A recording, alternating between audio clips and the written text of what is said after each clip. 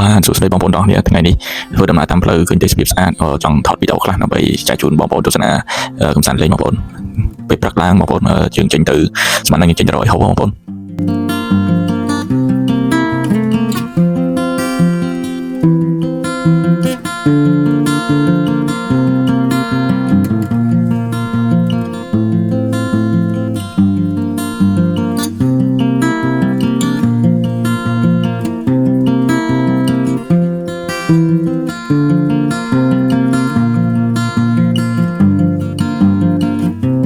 ចឹងជាធម្មតាខ្ញុំច្រើនដើរក្រោករៀងយឺតបន្តិចនៅថ្ងៃចុងសប្តាហ៍បងប្អូនដោយសារយើងថ្ងៃធម្មតាយើងធ្វើការយើងហត់យើងត្រូវការក្រោកពីព្រលឹមដើម្បីរៀបចំឲ្យហើយបានទៅធ្វើការបានលឿនដើម្បីកុំឲ្យមានការយឺតយ៉ាវបងប្អូន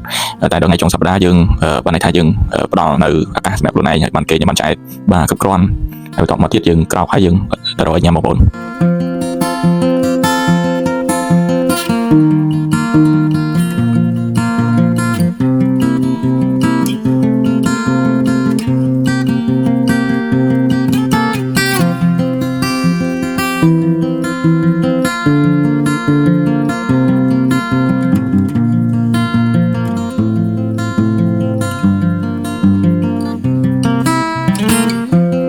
ចឹងមនុស្សយើងសំខាន់ណាស់បងប្អូននៅក្នុងការរៀបចំនៅឱកាសសម្រាប់ខ្លួនឯងបានជួនកាលយើងខំពេកប៉ុន្តែយើងអត់មានឱកាសឬមួយមានពេលវេលាដើម្បីខ្លួនឯងបងប្អូនចឹងយើង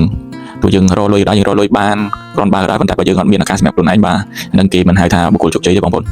ចឹងទោះយើងមានតិចតួចក៏ដោយប៉ុន្តែឱកាសយើងដល់ការខ្លួនយើងមានការស្បាយខ្លះមានការធ្វើដំណើរទៅណាមកណាមានការហូបចុកបាទឆ្អែតគ្រប់គ្រាន់បាទតិចក៏ដោយច្រើនក៏ដោយប៉ុន្តែយើងផ្ដល់ឱកាសឲ្យយើងផ្ដល់ឱកាសឲ្យទៅក្រុមគ្រួសារបាទចឹងជារឿងសំខាន់នៅក្នុងពេលបច្ចុប្បន្ននេះបងប្អូន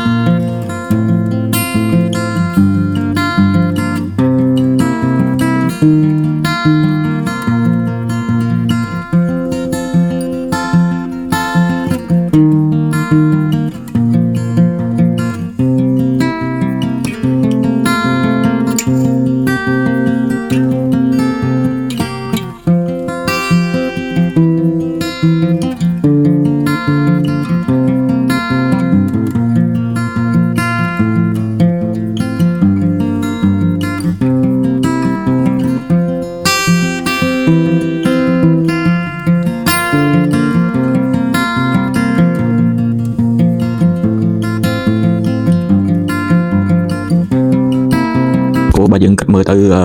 ពេលវេលាដើរលឿនណាបងប្អូនដើរលឿនមែនទែនហើយចឹងឱកាសសម្រាប់យើងម្នាក់ៗក៏វាមិនច្រើនបានដែរបាទចឹងបានន័យថាយើងមានការខំប្រឹងលើអីមួយប៉ុន្តែក៏យើងត្រូវមានការបារម្ភពីខ្លួនយើងដែរបាទបារម្ភមិនបានន័យថាឲ្យខ្លួនយើងនឹងមានភាពសប្បាយរីករាយបាទជាមួយនឹងខ្លួនឯងក៏ដូចជាមួយក្រុមគ្រួសារបាទហើយនឹងជីវិតយើងវាទោះមិនក៏ដោយក៏យើងបានផ្ដល់នៅអ្វីមួយដែលល្អបាទដើម្បីឲ្យទៅក្រុមគ្រួសារក៏ដូចជាអ្នកដទៃបាទ